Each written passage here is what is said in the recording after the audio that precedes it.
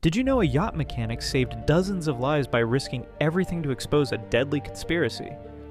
Yuki worked on luxury yachts in Miami, fixing engines and checking safety systems, until she discovered something terrifying.